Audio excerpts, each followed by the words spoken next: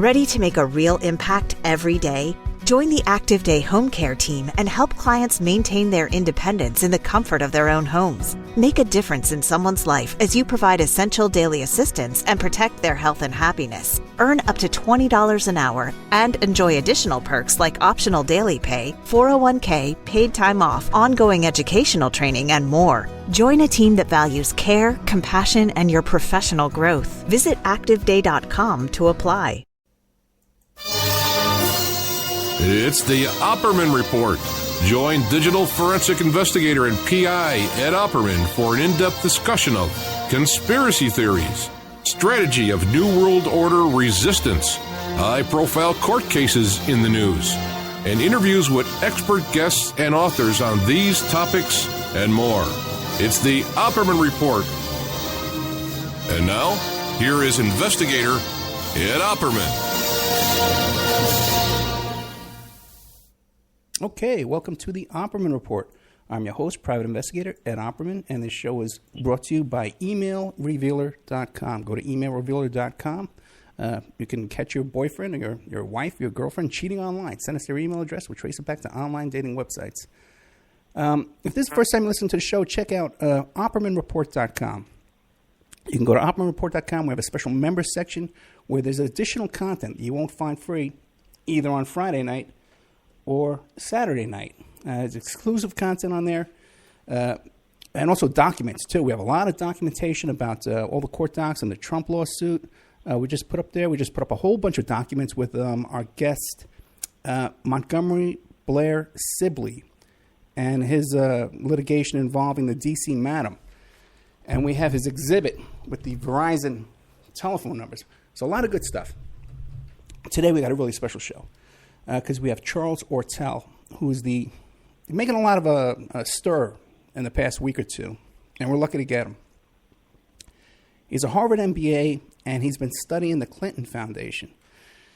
I don't want to put words into his mouth, but we have just been talking off the air, so I probably can put a little bit of words into his mouth.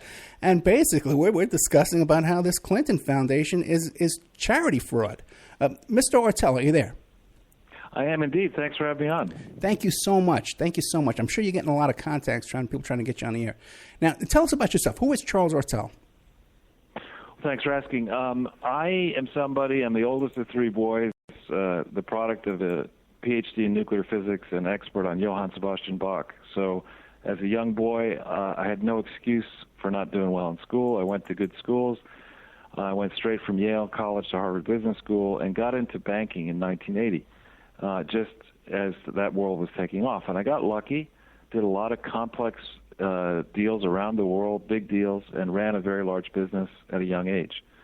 Ultimately, in 2002, I had to retire briefly. I had to gain custody of my two kids, took 5 years off, best 5 years of my life with my kids, and then saw the credit crisis coming, and specifically saw that General Electric was not as sound as people thought it was, and I exposed them.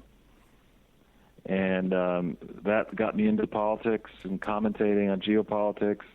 And I decided to start this business, which I'll do next year, helping people who have money and want to build it, people who believe the United States of America, in fact, is an exceptional country because they understand our history, whether you're on the right or the left, and people who want to find a good place to give money away. In our country, people are very generous. And in fact, it's the bottom 80% of this country that gives the most to charity relative to their income. They don't have much wealth, so of course relative to what little wealth they have. And it's a lot of money. And people who give money to charities expect the charities to be well run. We have 1 million charities in this country, literally, slightly more than 1 million.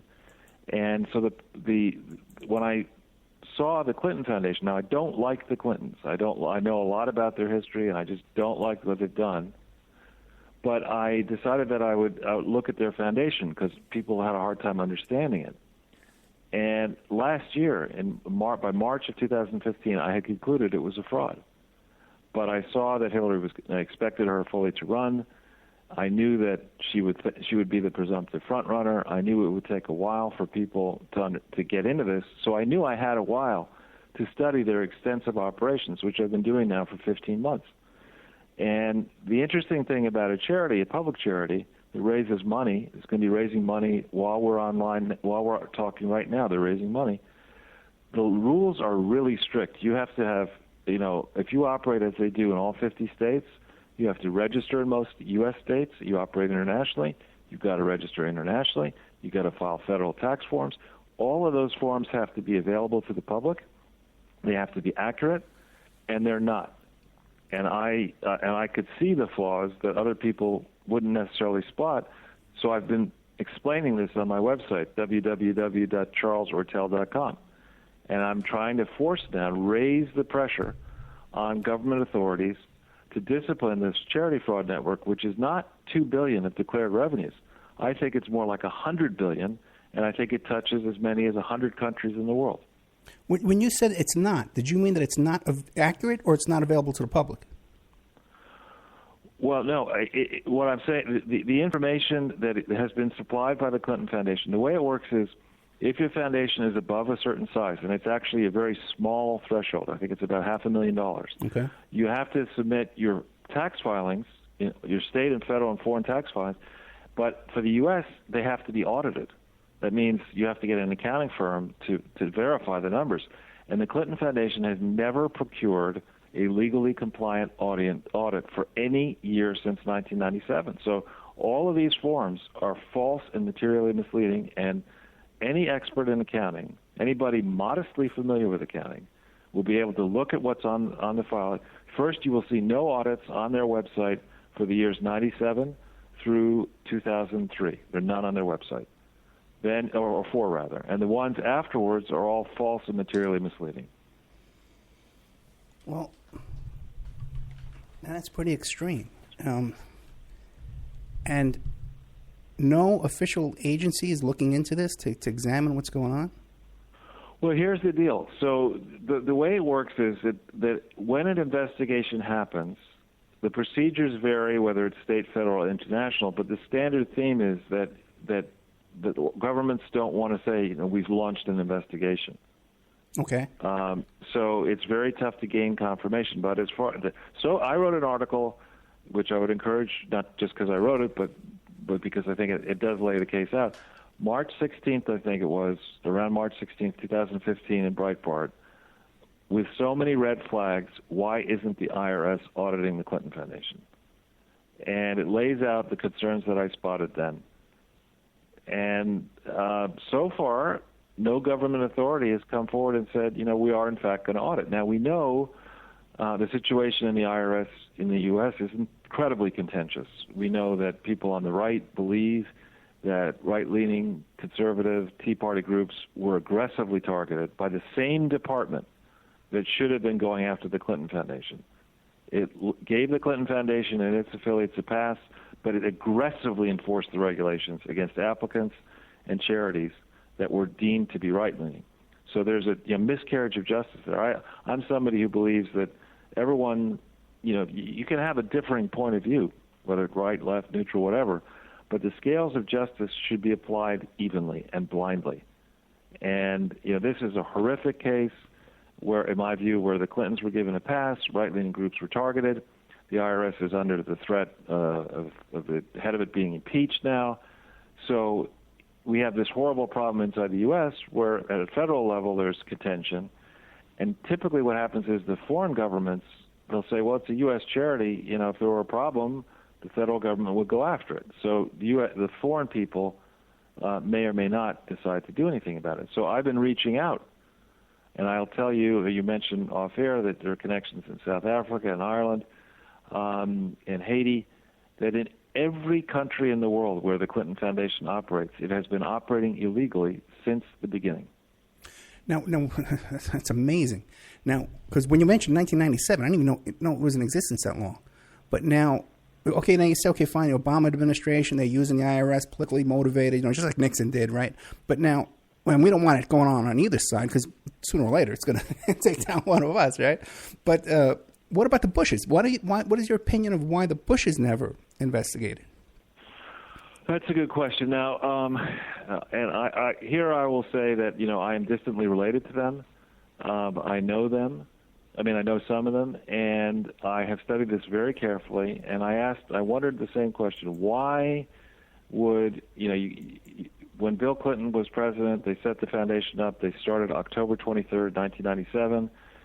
They operated it through that period where he was, they tried to impeach him, and he was acquitted, and all that stuff. But then George W. won, and he won for 8 years. You would have thought that perhaps something might have been done about this, because they started operating illegally in January of 2001, if not sooner. Why didn't George W. Bush go after this? And why didn't Republicans go after it? Why did George H.W. Bush work with Bill Clinton in 2005 forward on the tsunami? Right. Why did W work with him in Haiti? And I think you have to go back into the past. I mean, there was a very contentious episode, I don't know how much you know about it, involving Harkin Energy.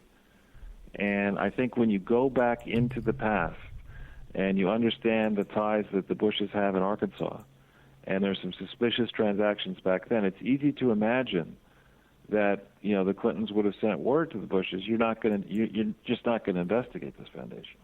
You're not going to do it. Okay, the corruption was too deep. Yeah. Okay. But let me explain, if I can, why I say that right from the start there was a problem. Your viewers and listeners, and even I, when I started on this, may not understand how strict the rules are on charities, particularly on charities that operate internationally. The U.S., the IRS, is suspicious of Americans who say, we're going to operate an international charity, because it's expensive to travel internationally, and there are many examples of people who get together and say, instead of writing an after-tax check to go travel around Europe, why don't we set up a foundation to study something in Europe, and then we'll deduct our travel costs, and nobody really checks this anyway, so we'll just rip off the government and have some fun.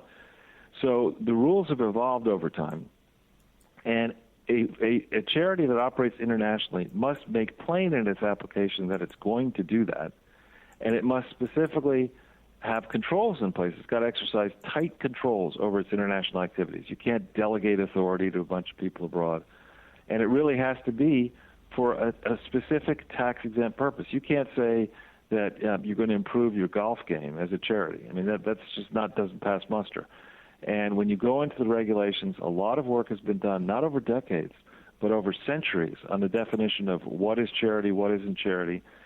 And so when this thing was set up back in 97, what it was meant to be was purely and simply a research facility and archive based in Little Rock, Arkansas. That was its charitable purpose. That was the purpose for which it was approved federally, and that was the purpose for which it was approved in each state.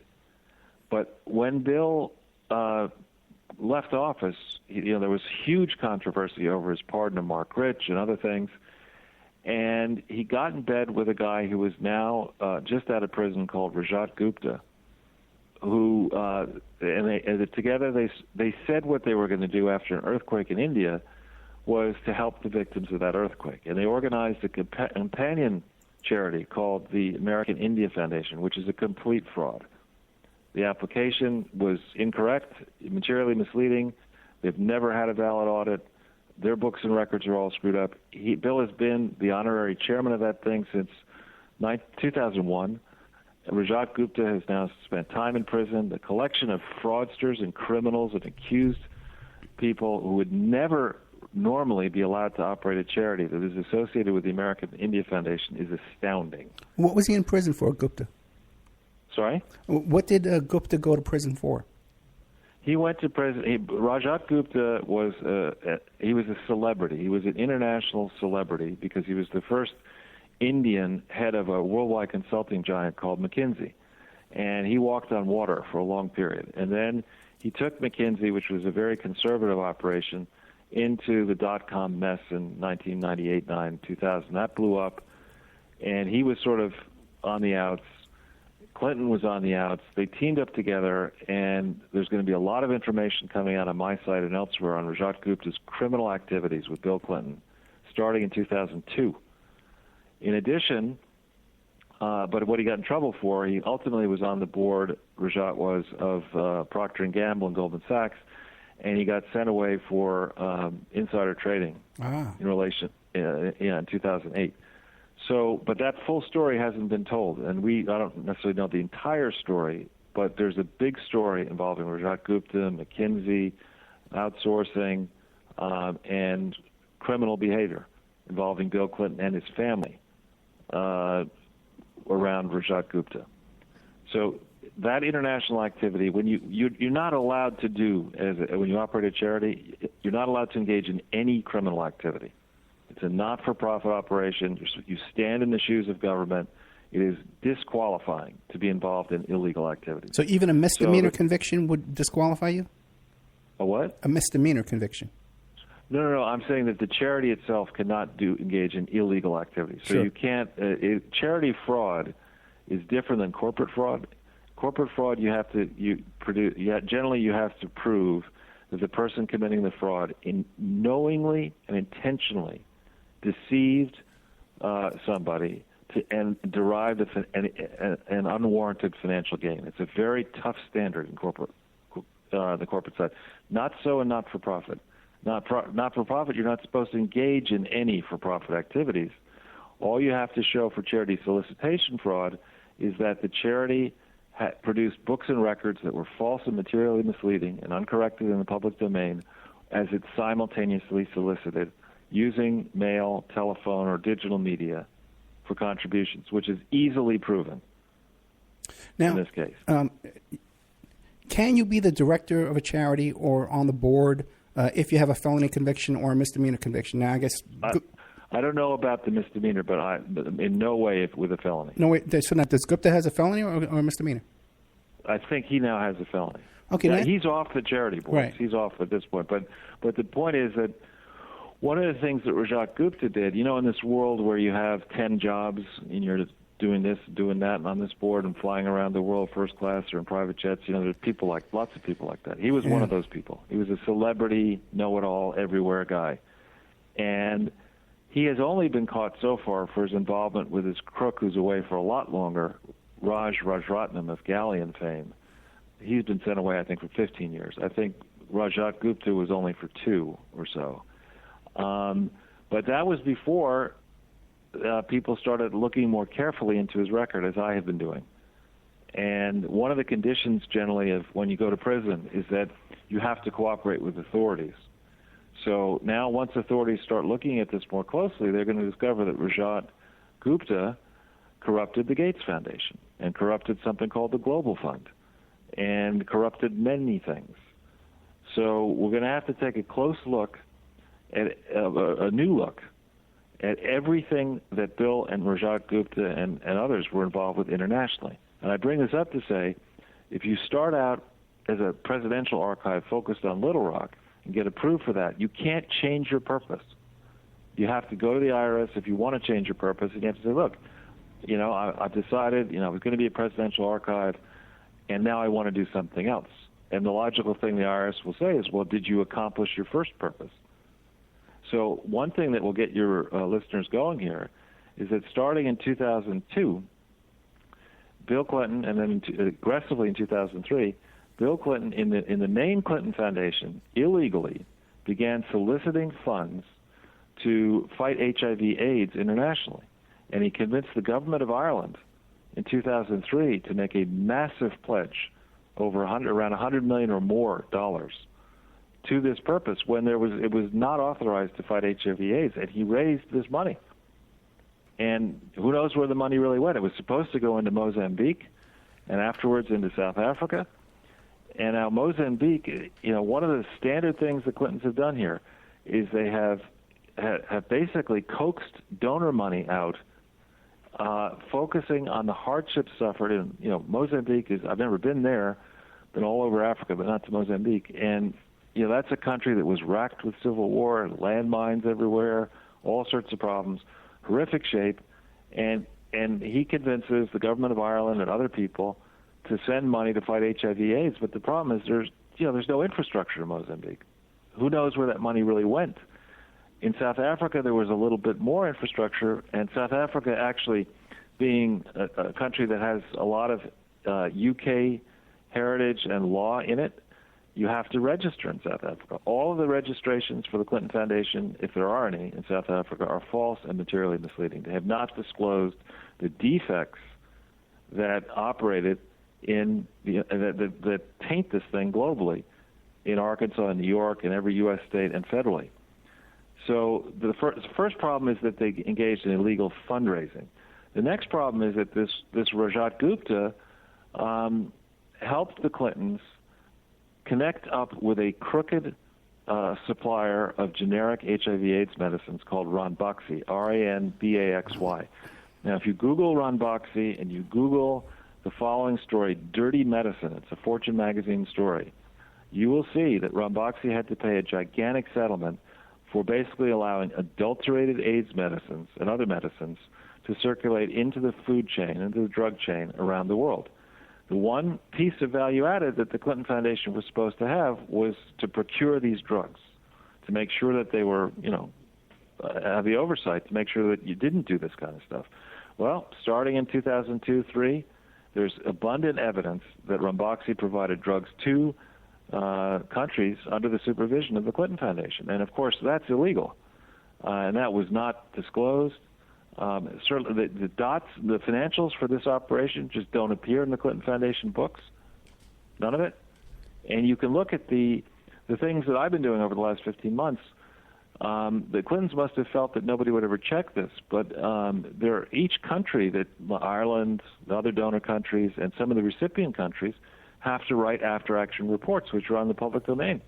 So you can go back and see what they say what happened and compare that to what the disclosures in the Clinton Foundation, and they don't match. Well, I was going to ask you that. Now, if I have a charity here in the United States and I say I'm going to send AIDS drugs to South Africa, now, don't I have to show an accounting of where that money went once it got to South Africa? Absolutely, and what you have to do, the way it works is the IRS, has difficulties staying on top of the roughly 1 million charities, right. U.S. charities.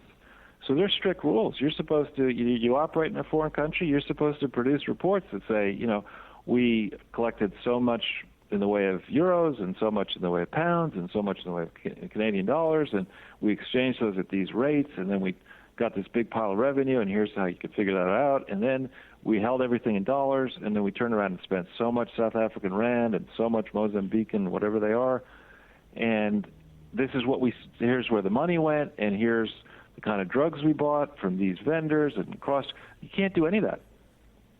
And there's a lot of, especially in the period 2001 forward, currencies have moved all over the place.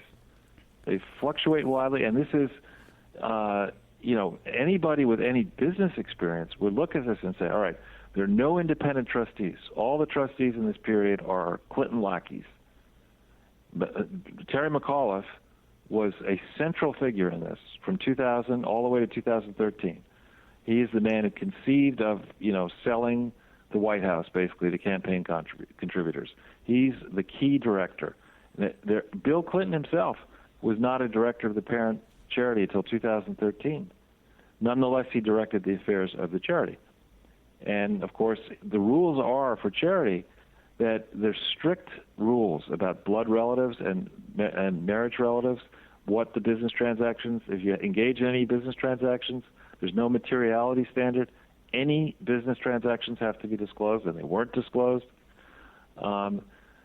This is a textbook case, the Clinton Foundation, of how not to run a charity. It's the polar opposite of what you're supposed to do.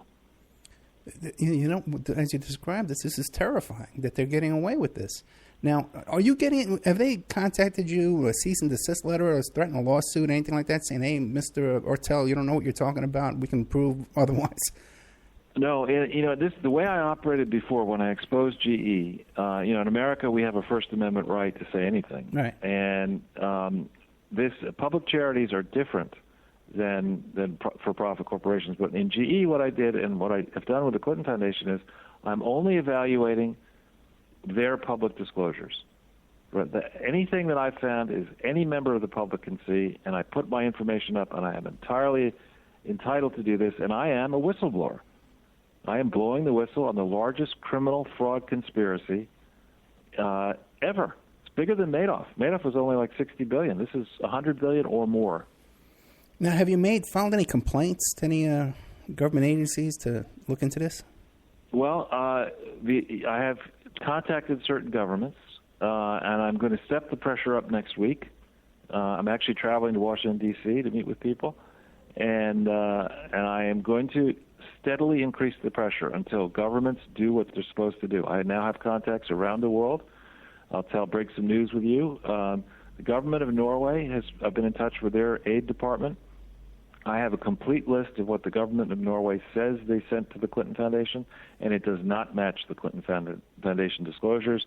And a number of the grants went to entities that I will be informing the Norwegians never legally existed. Take, for example, I know you'll have some viewers who will be passionate about climate change. Let's not debate that. But I'll just tell you that the climate operation that's part of the Clinton Foundation is a complete and utter fraud. It is not a charity. What it is instead a clearinghouse, a business development operation for corrupt companies like Siemens and others to sell equipment into cities around the world that they would be buying anyway, because there's old equipment, gets old, you've got to be replaced. It is not a charity. It's a climate operation. Another one that is not a charity, but is it's a gathering for fraudsters and corrupt politicians, the Clinton Global Initiative. Complete fraud. But you're saying in Norway that they gave grant money to organizations that do not exist. They gave grant money to Clinton Foundation entities that were not legally in existence. Yes. I'll give you a specific case. So, yeah. the Clinton HIV effort, all right, it illegally began around January of 2001. In Bill's book, he talks about it started July 2002. That's not true. An organization was formed on January 29th, 2001, called the International AIDS Trust. And about $1 million was raised for it in 2001. There was an application filed, what's called a 1023, was filed, which was false and materially misleading. An annual report on Form 990 was filed, and that was also basically inaccurate. And there is no record that entity was ever formally approved as what's called a determination letter. But there is a record that the charity was dissolved by 2005. Yet that thing still exists. It's still illegally taking money. It's housed inside Emory University, the Rollins School of Public Health. You're not allowed to do this.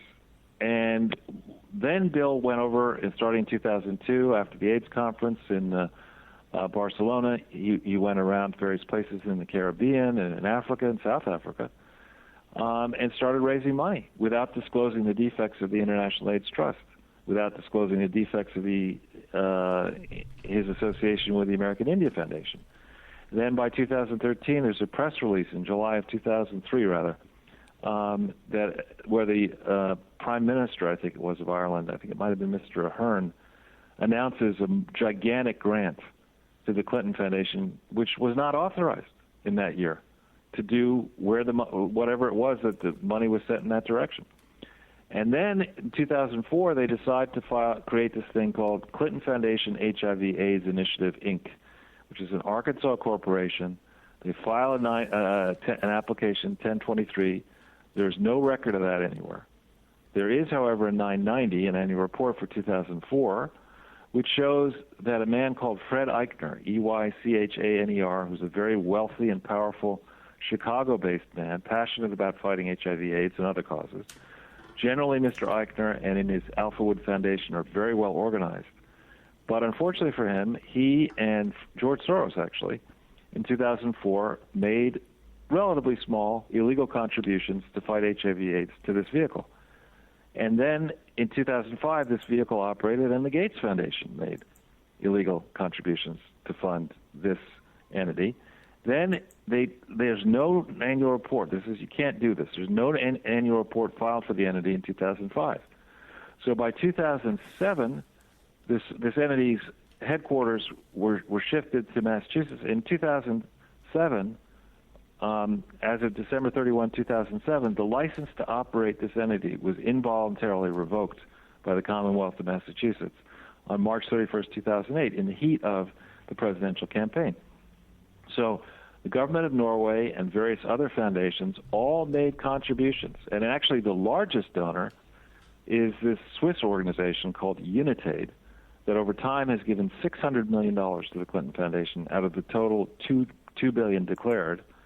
All of it for the purposes of fighting HIV/AIDS, most of it to this illegally constituted operation in Massachusetts. Now, why did the Massachusetts place? Why did they lose their right to? Well, the way it works is you form a non-for-profit corporation someplace. Then you file an application with the IRS to be federally tax exempt. Then, if you want to raise money in a given U.S. state, you have to file for 46 out of the 50 states. I think you have to register before you solicit inside the state, and the state will say yes, you're validly constituted. No, you're not. In this case, the Commonwealth of Massachusetts said you can't do business in Massachusetts. We've looked at your application. You don't comply. Oh my God. We revoke your authority to operate. You have become, and the way our system is supposed to work, if your license is revoked in one state, then you're automatically disqualified in all states. So on March 31st, 2008, the trustees of the Clinton Foundation should have understood that the foundation was dead legally. And yet, in that year, the Clinton Foundation received a lot more money from its biggest donor, United, than it declared as having received. So, I mean, that's a Democrat-controlled state, and of course, the Clintons are powerful Democrats in the middle of a presidential campaign where she's running. Okay, we better take a commercial break. We are with Charles Ortel. His website is charlesortel.com. This man, you can just tell, this is off the top of his head. Okay, this is an expert on charities, charity legalities, charity fraud. There's no doubt in my mind this guy knows what he's talking about, and he's very familiar with every detail of the Clinton Foundation. I'm very impressed. We're going to be right back with more of Charles Ortel. Remember, charlesortel.com right after these messages. Thank you so much.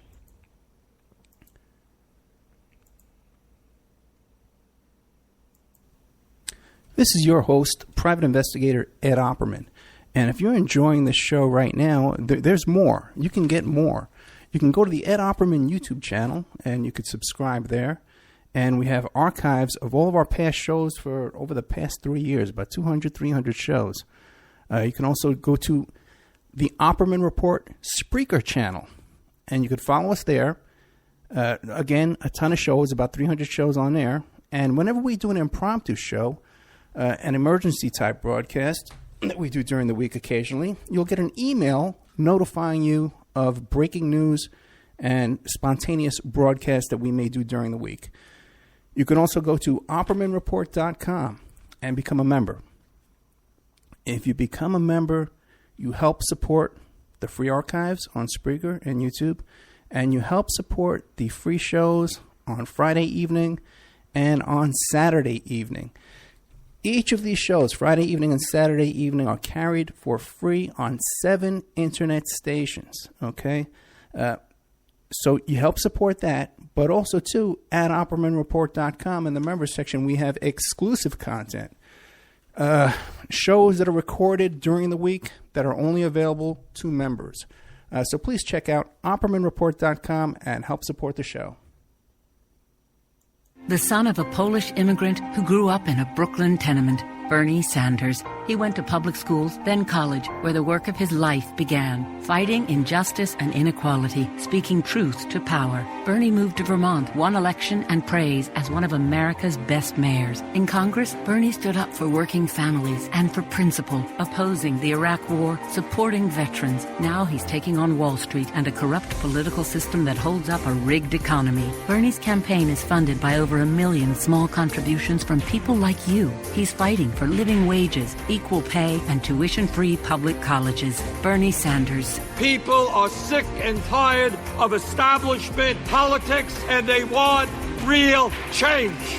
Bernie Sanders, husband, father, grandfather, an honest leader, building a movement with you to give us a future to believe in. I'm Bernie Sanders, candidate for president, and I approve this message. Paid for by Bernie 2016.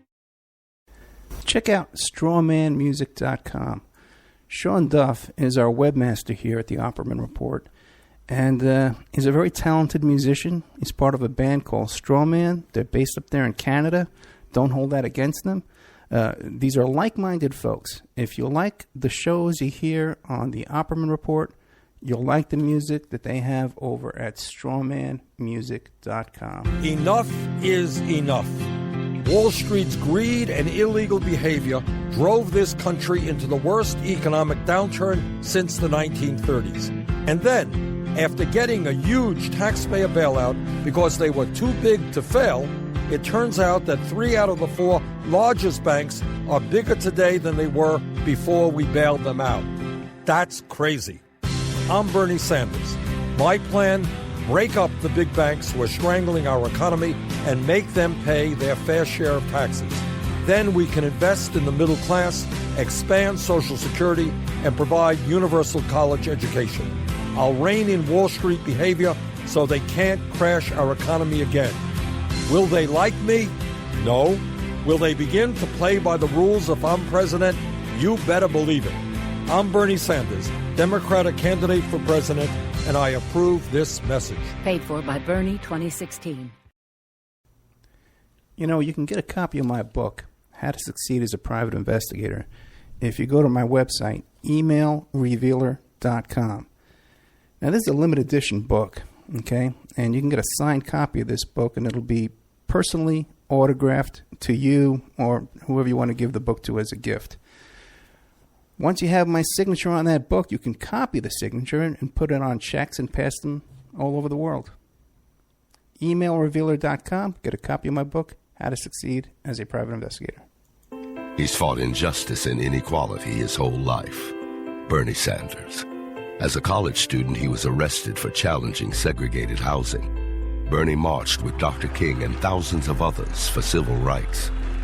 In Congress, Bernie stood up for working families on health care and jobs. Now he's taking on Wall Street banks and a corrupt political system that keeps in place a rigged economy. Bernie Sanders, a reformer who believes in ending racial profiling and mass incarceration so the justice system works for everyone.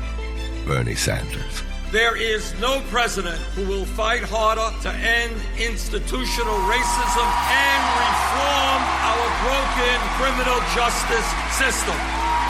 Bernie Sanders, an honest leader building a movement with you to give us a future to believe in. I'm Bernie Sanders, candidate for president, and I approve this message. Paid for by Bernie 2016.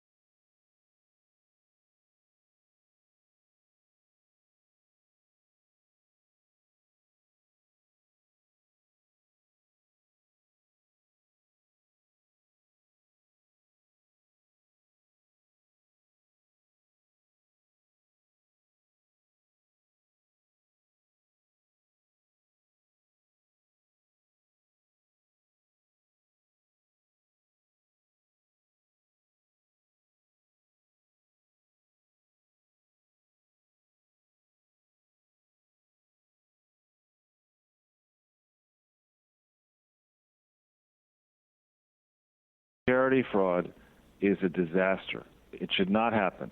And we need to find out what really happened with the Clinton Foundation. The period you're talking about, there was a trip in September of 2002 where Bill Clinton decided to slap a bunch of movie actors into his plane and go through a bunch of countries. South Africa was one of them. I believe Mozambique was one. I think they might have gone to Tanzania and some other places on a week. And they got, I believe it was Jeffrey Epstein who provided his plane. Right. Now, and Epstein is a diabolical creature who, in the full story, is not yet really known about what was going on in his island with all these girls, and why Bill Clinton would be palling around with this guy is beyond me. But the issues that I'm interested in are when Epstein provided this plane, which he didn't just do on that trip, did he deduct that? Did he claim a tax deduction for the use of this aircraft on his personal tax returns? And that's something the IRS would know. That if he did do that, and if the charity, the Clinton Foundation, accepted the free use of that plane, it's supposed to disclose that on its tax forms, and there's no disclosure of that on the tax forms that I've found. That's a practice that started in 2002. On the charities tax forms, there's no indication that this was donated, these flights. No, but newspaper articles and other articles, magazine articles, suggest that in fact was donated. See, now my other question is, it's along that same lines. Now, if I give money to a charity, like I can't just make up a charity and say, hey, I donated $50,000 to this charity, because when I make that deduction on my tax return, it's going to cause an investigation to see if that charity is legit, if it really exists. How come that's not going on when these big? Well, that was the thrust of my article. Actually, let me correct you on that. Okay. There's some of what you say is right, but there's an even more insidious part where you're wrong. Okay. So what I've been doing, the Clintons seem to have forgotten that the major charities like the Gates Foundation, which has given it to like Mr. Eichner's charity, all have to actually report every significant grant, details, who got it, amount, purpose, etc. It's all there in the public domain. So when you cross-check what you're talking about, you take $50,000 as the Gates Foundation and you give it to the Clinton Foundation. In the Gates Foundation report, it'll show $50,000. Then you go and you look in the Clinton Foundation, and that's a small amount for them, so it may not show up as a grant, right? As an incoming grant. However, when I cross-checked the large ones, I found countless errors year by year. It's not an accident. So that's the first level of the fraud. The next level, though, is far more insidious. Here in New York, I don't know how familiar you are with what happened in New York. We had an incident of a homeless charity, and you couldn't go around Manhattan without seeing these white tables with these big glass jars, and in front of each table would be one or more supposedly homeless people who would beg for pennies for the charity. And I never understood why anybody would ask for a penny. It seems to me that, if you're going to ask for something, you may as well ask for $1. But anyway, they did this, and it became an annoyance, and people kept wondering, well, is that really a charity? Well, it turns out that was a criminal scheme. There was no such charity, and the fraudster had figured out that, you could get, there are a lot of homeless people and people who like to sit in a chair and they would split the money. So once the internet became powerful and PayPal and other systems evolved, there's no control over, when people give small money to a charity, they generally don't take an itemized deduction for it. Especially if you don't make much, then you don't take an itemized deduction. So This is more insidious. Here, what you have is internet campaigns in the case of various disasters. Who knows how much money they really raised? And there's no easy way for the IRS to check it because it's millions of people giving, or tens of millions of people giving, $20 each. And that doesn't show up. So a clever fraudster will say, this is great. I've got this stream, let's say $1 billion comes in, nobody's checking, I don't have an auditor, I don't have independent trustees, I got a bunch of crooks around these charities anyway. We'll just say we got $2 million, even though we collected $1 billion. Who's going to check? That's right. And you walk away with $998 million. And I guess that goes into those Panama accounts that they just found recently. Well, and that's the thing. I mean, I was mentioning earlier on another interview that accountants, and I'm really a numbers nerd. Yeah. I enjoy looking at these kind of things. It's a hobby for me. And accountants actually will have written memos. One of them is called Consideration of Fraud in Financial Statement Reporting. You can Google it. And it lays out what are the warning signs for fraud. And they're all present here. Repeated restatements, management changes, inaccuracies, operating in corrupt countries, using fungible goods that are high value, small amount, like these HIV/AIDS drugs are small, and they're valuable. There's a black market in this stuff. I mean, there are countries in the world that are very prudish and they don't condone. They're not, let's say, forgiving about different activities, and so in those countries there's a black market for these drugs. So you sell them purportedly to go, let's say, into Africa, and who's to say they don't end up in the black market in Ukraine? Incredible. Now, what about when Clinton and Bush were raising that money for the tsunami? Do we know where that money went? Was that part of the Clinton Foundation? Well, again, you see, the way this is supposed to work, this is. I don't know how familiar your listeners are with Enron, but this is basically Enron in the charity world. That the way it's supposed to work, you're supposed to list out all of your affiliates.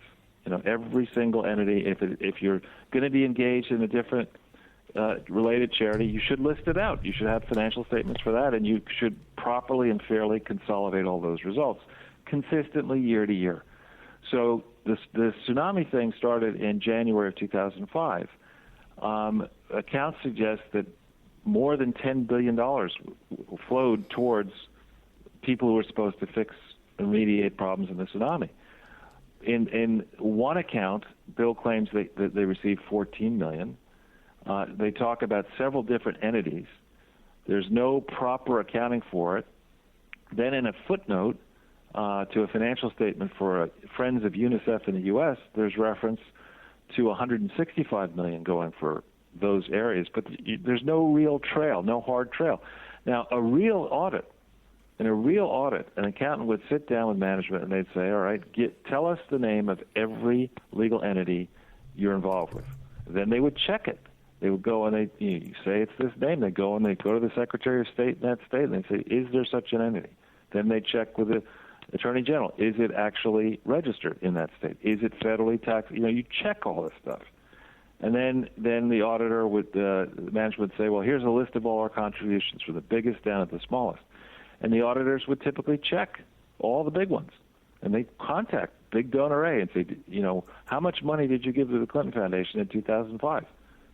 And then Big Donor A would send them a letter. We hereby certify that we sent, $16 million on such date for this purpose to this entity. That work has never been done. What about, we were talking off the air about Haiti. Now, Haiti seems to be the cesspool, because even, I believe, Hillary's brother has a gold mine in Haiti. Yeah, I mean, Haiti, I'm not an expert on Haiti. Sure. But I've done work, and there will be forthcoming reports on Haiti. The long history of Haiti, unfortunately, is that America, under both Republican and Democratic administrations, has a very checkered history in Haiti. You could add into that problem that there are numerous corrupt people in Haiti. But what has happened with the Clinton Foundation in Haiti is they started working there, records suggest, around 2003, again, illegally. And then Bill was appointed special envoy to Haiti but in 2009. And then there was this earthquake, tragic earthquake, on the 12th of January 2010. After that moment, lots of money went towards an entity called the Interim Haiti Recovery Commission. And Bill was made one co-chairman of it, and a former, I think, prime minister or president, whatever they call them in Haiti, was made the other co-chairman. And this entity, under Haitian law and then international practice, became the entity to which all aid-related monies were supposed to flow.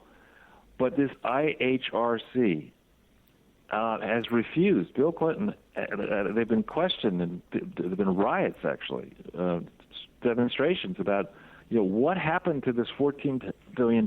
Yeah. And they've refused to make an accounting of $14 billion. Now, $14 billion is a lot of money anywhere. But in Haiti, to give you a sense of it, I think there are roughly 10 million people in Haiti, and the total income of all of those people is less than $10 billion a year. Yeah, they make 30 cents an hour down there. Right, but my point is, when you send $14 billion down to that country, that'd be like sending $22 trillion to America. Yeah. You do apples and apples. So it's an outrage that it would appear that what the Clintons do is anytime there's a natural disaster or disaster, any chance there's an opportunity to do a fundraising appeal where you slap a picture of some kid with flies buzzing around his face or a swollen belly or whatever, and we will then all look at that and say, gosh, we better each send $10 or $20. And besides, there's a president, former president, Bill Clinton. He's teaming with the Bushes. Of course, it's bipartisan. We could try. Yeah, it'll be great. And, there should be a special portion in hell for people like this, who stand in front of the gigantic AIDS flows that will go towards the truly afflicted people around the world. And instead, I believe there's an email that's been uncovered from the missing emails, where somebody in the Clinton tied to the Clinton says the gold rush is on. This is after the earthquake hits Haiti.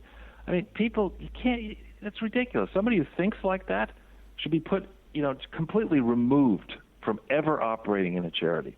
That a relief effort to help these desperately poor people. I mean, they've lost their homes, their electricity, the sewer, every road's washed away, people killed, and you're going to regard that as an opportunity to start a gold mine? Yes. In Haiti, still today, when you leave from the airport to go into the center of town, there's still rubble on the side of the roads, and people standing there with their hands out begging for money, and no lights. Nothing's been done in Haiti in all this time. Well, and here, I know I am picky. I'm well aware of the political implications of my statements, though I'm not involved in partisan politics. And, just because Hillary Clinton is running for president doesn't mean she can't be criticized. Here recently she said, when asked what was her husband going to do, he's going to energize the U.S. economy. And give me a break. Based on what record? I mean, he energized the Arkansas economy. He energized the Haitian economy. These people have operated in Papua New Guinea, which is another place like Haiti. Same story. South Africa, Mozambique, same story. India, same story. This is outrageous behavior. And, here Bill and Ira Magaziner, his crony, were both Rhodes Scholars. I mean, on college campuses around the world, Cecil Rhodes and, the people who went into the colonies in the 19th century and earlier are excoriated for behavior that's nowhere near as bad as this. Because, it was bad then, but doing it in 2016 when you should know better, it's not like Bill Clinton is a conservative Republican. I mean, he's hanging around and trying to get support, as is Hillary, from people who have studied this kind of exploitation and know that it's criminal. There's no excuse for this behavior, and it needs to be exposed fully. I think there should be not a toothless investigation. I think there should be a subpoena power global investigation, not one that can be gamed, that follows this to the bitter end. Any politicians that's been taking money, exploiting these tragedies, should be exposed. There should be restitution made. People should go to prison. Mm-hmm. People should be barred from ever holding office in charity, in corporate world. And, this is just a disgusting episode that needs to be put to its end. Let me ask you a question. Now, we know that the FBI is investigating Hillary's private email server and that her IT tech guy was working, I believe he was working for the Clinton Foundation at one point. And then they shuffled him around so that he was getting paid by the State Department. They don't even want to pay their own people. He's doing the same exact job, but now he's getting a check from the State Department. And the FBI is looking into that. Do you know anything about the FBI looking into this connections? Go ahead. Well, yeah, I'll answer the question this way. I'm not hedging. I'll just say flat out, I have not either contacted or been contacted by any government, any FBI person. I assume that they are watching, what I put up on my website. I was recently having a cup of coffee in a restaurant talking to somebody, and suddenly my phone went berserk because it turned out that on Fox News they were focusing on on my work. And then Judge Napolitano, who I do know, said on air when asked about my work that it's great and he agrees with it. And then he uttered this chilling sentence. He said, one thing you should know is that the FBI is fascinated by Charles Ortel's work. So, I'm just a dude. I'm one guy.